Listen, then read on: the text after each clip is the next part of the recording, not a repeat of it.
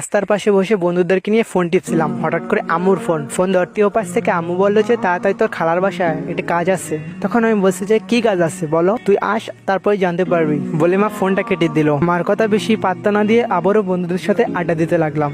প্রায় 10 মিনিট পর আবুর মা ফোন দিয়ে বললো একটা ঝামেলা হয়েছে, তাড়াতাড়ি আয়। তখন আমি বলছি যে কি ঝামেলা হয়েছে সেটা তো বলতে হবে তাই না, না বললে আমি বুঝবো কিভাবে, তুই আগে আস তারপর বলবো ঝামেলা হয়েছে কি নিয়ে। বলে মা ফোনটা কেটে দিল। আমার বন্ধু সাব্বির, কাউসার, জিহাদ। তখন আমি ওদেরকে বললাম মামা ঝামেলা হয়েছে, তোরা কি যাবি? আমি সাকিব, পড়াশোনা ছেড়ে দিয়েছি অনেক আগে, এখন আপাতত ঢাকা কাজ করি। এটাই আমার পরিচয়, গল্পের ভিতরে থাকেন অনেক কিছু জানতে পারবেন। তখন সাব্বির আর জিহাদ বললো যে মামা আমরা যেতে পারবো না, আমাদের কাজ আছে। এবার আমি কাউসারের দিকে তাকালাম। তখন কাউসার বললো যে ঠিক আছে তাহলে চল। 10 মিনিটের ভিতর বাসায় চলে আসলাম। বাসায় আসতে দেখলাম যে ঘর ভর্তি মেহমান। আমি ঘরে আসতেই ফুবু আমাকে টেনে নিয়ে তাদের ঘরে নিয়ে গেল, নিয়ে একটি পাঞ্জাবি হাতে ধরিয়ে দিয়ে বললো যে পাঞ্জাবিটা তাড়াতাড়ি পরে নে। তখন আমি বললাম যে ফুবু পাঞ্জাবি কেন পরবো, তোকে পড়তে বসে তুই তাড়াতাড়ি পাঞ্জাবি পর, একটা ঝামেলা হয়েছে না। তো ঝামেলা হলে কি পাঞ্জাবি পরতে হয় নাকি, তোকে আমি পড়তে বসে তুই পরবি। কিছুক্ষণ পর মা এসে বললো যে ওর পাঞ্জাবি পরা হয়েছে।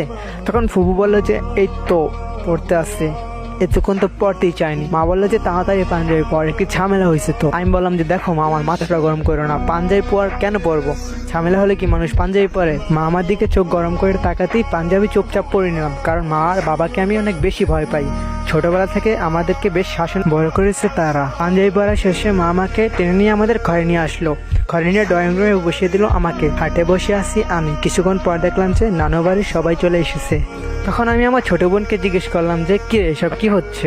তখন আমার ছোট বোন লামিয়া বললো যে ও মা তুই জানিস না আজকে তোর বিয়ে। তখন আমি বললাম যে ফ্রেন্ডি ফাইজলামি করবি না, তোকে বিয়ে না দিয়ে আমি বিয়ে করবো নাকি। তখন আমার ছোট বোন বললো বিশ্বাস করলে কর, না করলে না কর, আমি যেটুকু জানি আমি এটুকু বলছি, বলে ও চলে গেল। তখন কাউসার বললো মামা ফাইনাল তোর বিয়ে হয়ে যায়। তখন আমি বললাম তুইও শুরু করছিস হারামি। কিছুক্ষণ পরে দেখলাম যে নানা একটি মুরব্বী টাইপের লোক নিয়ে আসলো, দেখে বোঝা যাচ্ছে সেই কাজী সাহেব। তখন মনে মনে ভাবলাম যে আজকে কি বিয়ে দিয়ে ছাড়বে নাকি, বুঝলাম না কিছু। এত তাড়াতাড়ি বিয়ে করার ইচ্ছা ছিল না আমার। রিমি গার্লফ্রেন্ডের কি হবে? তখন কাউসার পিতা থাপ্পড় দিয়ে বললো যে কিরে হারামি কি ভাবছিস? তখন বললো রিমি গার্লফ্রেন্ডের কিচ্ছু হবে না, আমি তো আছি তাই না, তোর বউ হারামি, তোর সমস্যা নেই, তোর মামি জানবে না বুঝছোস। দুজনের ফিস শব্দ শুনে কাজী সাহেব বলে যে এই ছেলে সামনে আগাও।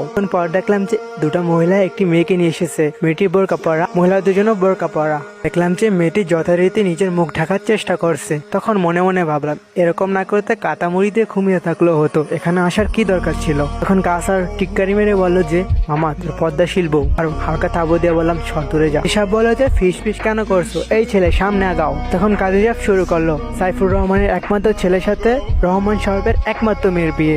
2 লাখ টাকা ধার্য করিয়া করিতেছি যে যদি মেয়ে রাজি থাকো তাহলে বলো কবুল। এর সাথে দুজন মহিলা বললো যে কবুল বল। কিছুক্ষণ